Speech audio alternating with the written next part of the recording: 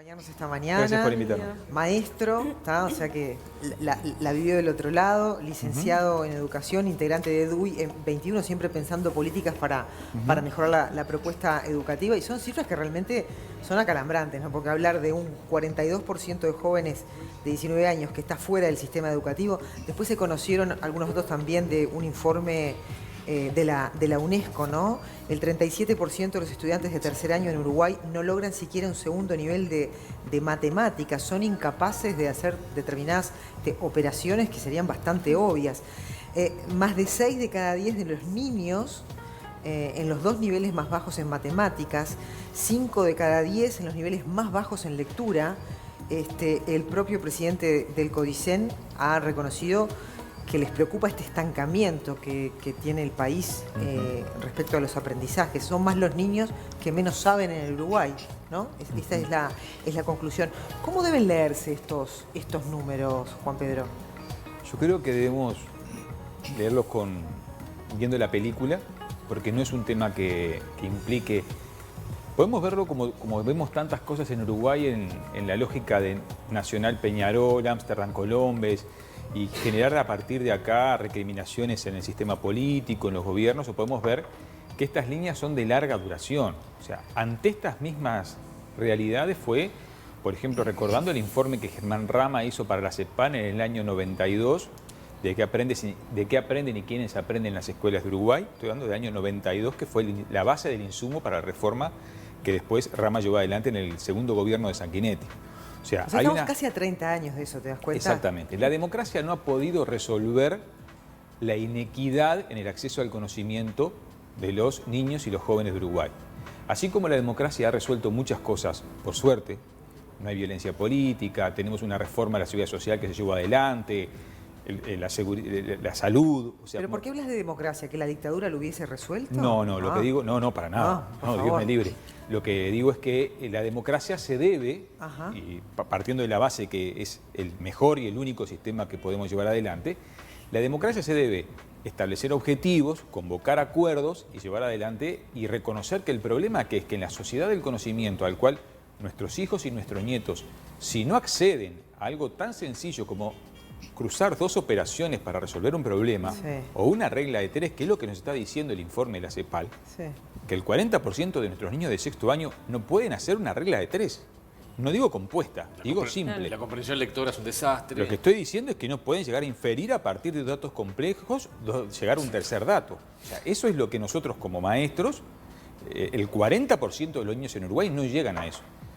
Imaginémonos a estos chiquilines dentro de 20 años ¿qué futuro les espera en una sociedad donde la automatización, que está nomás ahí a la vuelta de la esquina, qué le va a ofrecer de poder insertarse en el mundo? Va a prescindir de ellos. Va a prescindir. Entonces, los argentinos usan la palabra grieta, pero la fractura de la sociedad a nivel de conocimiento, así como Uruguay, en estos años, y lo decía recién Gonzalo, ¿no? Uruguay ha logrado mejorar la inversión, mejorar la infraestructura, no hemos logrado que esto se vea resuelto en resultados Juan Pedro, educativos. ¿y por qué en 15 años de gobierno frente amplista no se le pudo cambiar el ADN de la educación? Wow. Creo que es un proceso a largo plazo. Creo que el Frente Amplio hizo cosas, como decía Gonzalo, muy positivas, aumentó el presupuesto, cambió el panorama educativo del Uruguay. No nos olvidemos que la enseñanza universitaria antes de los gobiernos del Frente Amplio estaba básicamente concentrada en Montevideo, después se descentralizó, ha habido el Plan Ceibal, ha habido... Lo que pasa es que desde nuestra visión lo que no ha habido son transformaciones estructurales que permitieran reconocer, así como países, sobre todo del espacio nórdico, del mundo nórdico, países de Europa, países incluso de Asia han logrado transformar los sistemas educativos incrementando la cantidad de estudio, incrementando las horas de estudio, incrementando la profesionalización de los docentes. Eso no ha terminado de permear en una propuesta a largo plazo. Y esos son los mejores, ¿no? Pero está bien que se nos compare con el resto de la región, hablando del desarrollo que tienen nuestros países, porque en comparación con América Latina, estos datos que para nosotros son terribles, en realidad estamos bastante bien. ¿Está bien esa comparación? Lo que pasa es que Uruguay supo ser vanguardia mundial en educación. Cuando uno ve... Hace 50 años, ¿no? Claro, a principios del siglo XX. Supo ser. Supo ser, ¿no? Uruguay inventó inventó, por ejemplo, los liceos de señoritas, que le decían en esa época. Uruguay, el desarrollo que Pedro Figari tuvo, por ejemplo, de la enseñanza técnica, fue modelo. Lo que desarrolló el maestro Julio Castro en educación rural fue modelo. Pero como decía él, hace 50 años. Entonces, si nosotros lo supimos ser, hoy compararnos con un vecindario que está muy complicado, creo que no es el futuro que nosotros queremos para... No somos mejores que nadie, pero creo que no es el futuro que queremos para porque si no, de alguna manera es como igualar para abajo. De todas maneras, cuando uno hace una comparación, tiene que compararla con algo. Tiene que referenciarse en algo, porque si no, son números aislados que no tienen sentido. Claro. Ahora, ¿por qué? Yo creo, pero Perú, por ejemplo, ha tenido mejoras que nosotros no tuvimos. Claro. Brasil ha tenido mejoras en enseñanza. Brasil, que todos los años tiene 2 millones de niños nuevos. ¿Y por dónde van esas mejoras? Porque escuelas hay y accesibilidad hay. Tú decías, es cierto, se descentralizó, el interior tiene escuelas, perfecto.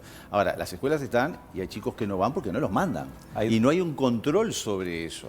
En un momento, yo recuerdo, porque trabajé muchos años en primer nivel de atención en políticas periféricas, donde había prestaciones que, bueno, si tú no mandás a tu hijo a la escuela, bueno, por algún lado hay que cortar y buscar la Otras exigencia. prestaciones que Entonces, nunca pero, se y se anotaban justamente y después dejaban de ir, no iban más. Entonces, y el chico después vuelve a una casa donde el contexto social también es complicado y no ayuda, no incentiva y no motiva a eso. Entonces digo, ¿cómo trabajar eso? Porque la infraestructura está. Sumarle a lo que te plantea Daniel, lo que dice el propio Robert Silva, ¿no? Respecto a qué aspectos pedagógicos hay que cambiar. Él habla de cambiar la motivación, de esto de enseñar y que se aprenda. Y por allí se ponen estas 3 patas de transformación educativa, tienen que ver con programas flexibles, con una política nacional docente, con mejores profesores y maestras. ¿Cómo vamos a tener mejores profesores que son los que tienen que enseñarle a los chiquilines? ¿No? Te tiramos todo eso. Bueno, Tranqui. No, creo que son cosas fascinantes, ¿no? Yo creo que esto es un trabajo de equipo. Acá hay datos de ese informe de la UNESCO que son claros. La familia es fundamental. Aquellos niños donde hay una gran discusión entre los maestros, ¿no? Deberes sí, deberes no. No se enojen conmigo los niños que nos están viendo. Yo soy fanático de los deberes. Yo creo que las tareas domiciliarias... Y tengo el aval de la UNESCO. Que genera el compromiso familiar, y la interacción con la familia. Según la UNESCO, el 20%, mejora en un 20% la capacidad de los niños donde hay familias que apoyan. Exacto. Entonces, por ejemplo, en los centros FOEB, que de la Federación de Obreros y Empleados de la Vida, que apoyan a la escuela, una de las cosas que yo apoyo a los centros FOEB, una de las cosas que trabajamos es con las familias para que apoyen a los niños. Exacto. Esa instancia primaria. Yo soy de la época de los cortes, ¿se acuerdan de los cortes programados? Claro. La escena sí, de mi vieja sentada con el farol y los 3 haciendo los deberes de noche, íbamos a la escuela o en el cerrito, era fantástico. Esa escena te imprime. Entonces, el apoyo de la familia es fundamental. Entonces, ganar y trabajar con la familia, generar instancias de una educación que no pierda en calidad de contenidos. Yo creo que también una sociedad cada vez más líquida, más lábil, donde han cambiado las formas de vinculación con el conocimiento. Y nosotros los maestros tenemos que insistir, por ejemplo, en temas tan claves como poder leer sin ningún tipo de problemas textos de 1000, de 2000 palabras, de poder trabajar las operaciones. Poder trabajar las operaciones es algo tan sencillo como que la memorización de las multiplicaciones. Poder entender lo que estás leyendo. Poder entenderlo, poder ver, relacionarlo, estudiar. Pero ¿cómo tiene que enseñar hoy el maestro? Porque ¿Cuál es la modalidad educativa que tenemos que para recuperar a esos estudiantes? El embole es lo que para mí prima en todo esto, ¿no? Se embola el niño. Porque también pero me hay importa capaz que eso de tengo la un forma de matiz educar, contigo. ¿no? Tenemos que trabajar con los niños desde el deseo de aprender, de la convocatoria a comer. Un niño es una máquina de deseo. Él desea conocer, desea saber, necesita el contacto visual, el encuentro con el maestro todos los días en la mañana, el encuentro. Los niños son la maravilla más fantástica. Entonces, aprovechar ese deseo para llevarlo adelante, para plazarse desde el lugar, Pero muchas veces al desde un lugar de revés. adulto. Muchas veces se le impone al niño aprender de un modo que el niño de repente no tiene ganas de aprender así. Lo que Y pasa, es un niño, ¿no? Lo que pasa es que junto con ese deseo, también hoy uno de los desafíos, María, Claudia. es Claudia. Claudia María. Son parecidas las hermanas. Uno de los desafíos, Claudia. No, te digo porque siempre me has dicho siempre María. le digo vos. María. Mi madre se llama María. Por eso. ¿Qué te iba a decir, Uno de los Claudia? Uno de los desafíos justamente. es enseñarle a los niños a aburrirse. Claro. Enseñar.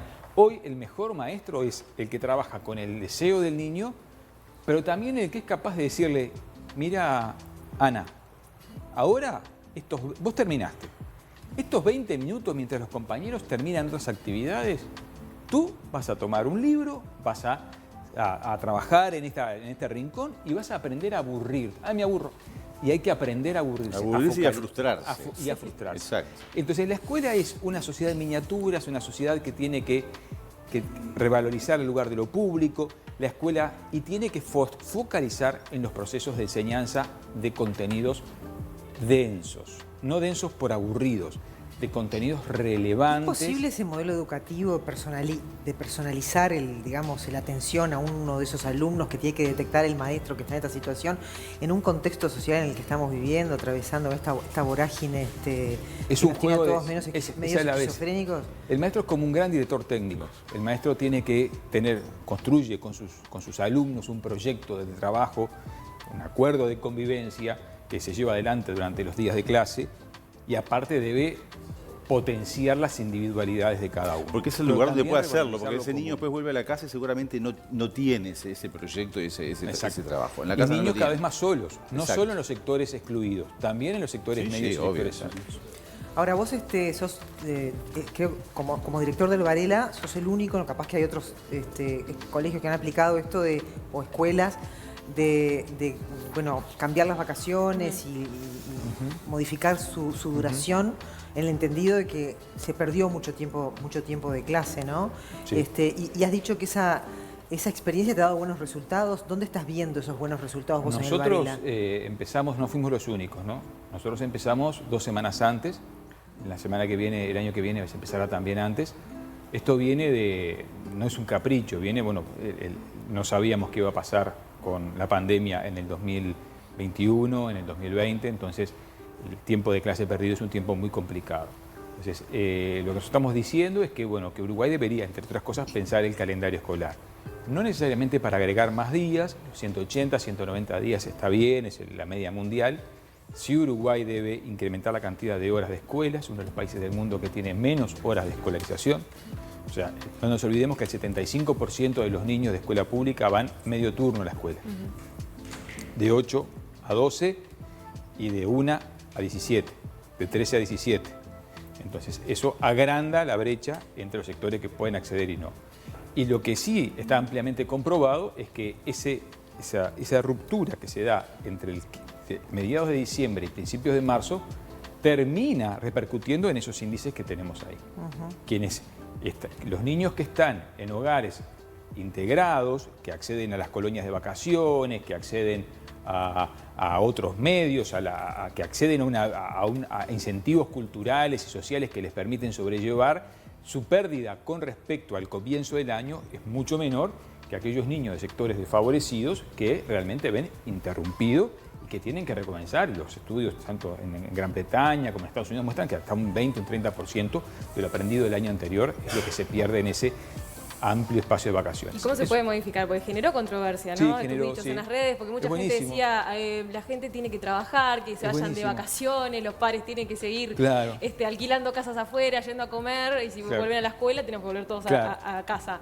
Y ahí voy a ser muy malo. Sí. ¿Qué priorizamos? Claro, está mal. Es un balance de prioridades. Está mal. Yo creo que los países que les está yendo bien priorizan la educación de sus niños.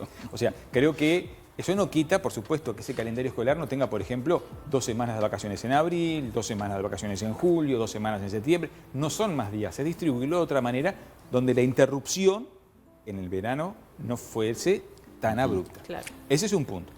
Creo que es una cuestión de opción y que se discuta. Me parece que junto con los contenidos, junto con la profesionalización y las mejoras de las condiciones de trabajo de las maestras y los profesores, junto con la organización escolar, es un punto más. Deberían haber más escuelas de tiempo completo, ¿no? Obviamente se precisan más recursos de todo tipo. Por supuesto que sí. Sí, Uruguay... tendría que ser el camino, quizás. Escuelas de tiempo completo, escuela de tiempo extendido, como están planteados los dos formatos, y también escuelas que articulen con el interesante tejido social de clubes sociales, de clubes de niños. Trabajar en red. La Dirección Nacional de Deporte, los clubes de barrio.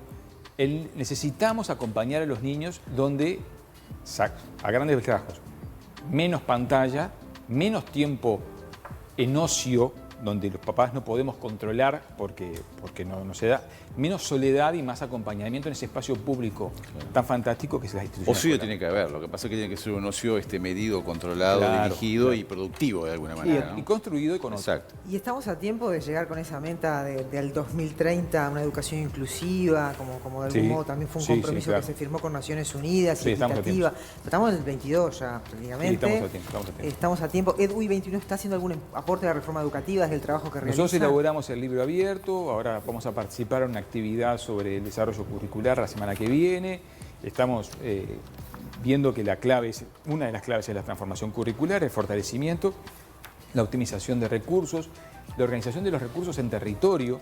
Uruguay sigue segmentando la oferta pública, entonces vos tenés, hoy hablábamos del sistema de salud, tenemos el sistema de salud por un lado, tenemos el sistema del MIDES por otro, el INAO por otro, las intendencias por otro. Es un país que ha abandonado las bibliotecas públicas.